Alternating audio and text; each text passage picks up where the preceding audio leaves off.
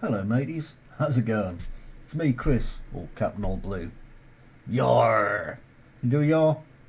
That's the spirit. Okay, so we're going to talk a little bit about upgrade paths, okay?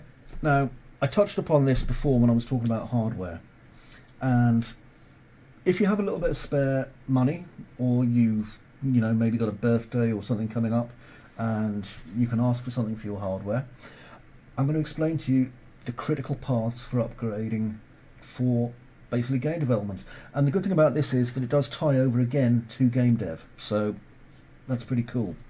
So again, let's talk about what's inside my machine here. Now, memory. Your memory is really crucial when it comes to game development. If you've got 8 gigs, upgrade to 16. An additional 8 gigabytes of something like DDR3 is not going to cost very much at all. You'll be astounded. And to be honest, you might find it just as cheap to upgrade to 16 gigs. You'll just have to look around though and check the market. So I would say, first of all, your memory. Secondly, something that I didn't even touch on with my computer, SSD hard disk drives. Okay? Now, an SSD hard disk drive is way smaller than an actual hard disk drive, if you like, the old mechanical disk-based ones, because it doesn't have a disk in it, obviously. It's just a chunk of memory. And what that does is it really speeds up the time that your computer takes to start, obviously. It'll speed up the speed with which programs start, but also what's called the cache. So writing data and pulling data back to itself will be much, much quicker. So you'll see a huge performance shift if you use an SSD and if you upgrade it. The third thing, obviously, a graphics card. Okay, if you're only running something like a 740, 750, it really is time to consider upgrading. Okay, I really need to upgrade my 1060. I just don't have the spare cash at the moment to do it. But that will be the next thing that I upgrade. Hopefully to something like a 2060 if I can afford it, or 2070, possibly even a 1650. Won't be a Titan, can't afford that.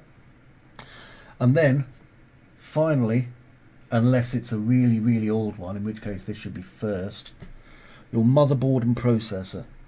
And I always advise changing them both at the same time. Okay? So, get yourself a much better, faster motherboard and processor if you can afford it, because that could be your bottleneck. An old motherboard and processor is going to slow you down a lot. And as a last thing that a lot of people don't even think about, inside this little box here, I've got my PSU. And this is, I believe, a 500 watt PSU gold. Okay? It cost me a bit more extra money, but you really can't go short on a PSU. You know, it's got a lot of stuff to run. Mine needs upgrading anyway because my VI helmet keeps cutting out otherwise. Anyway, that's critical path upgrades. Okay? Keyboard and mouse, if they break, get another one. Monitor, if it falls over and smashes, get another one. But remember the important stuff. Memory, SSD hard disk drive, graphics card, replace the motherboard and chip if you have to. Okay, only if you have to though. And the PSU. Don't buy an off-the-shelf computer. It's often a lot easier just to upgrade. I mean, if you have to and you have the money, just go for it. Anyway, that's our little discussion over. You take care, and I look forward to seeing you again soon. Bye for now.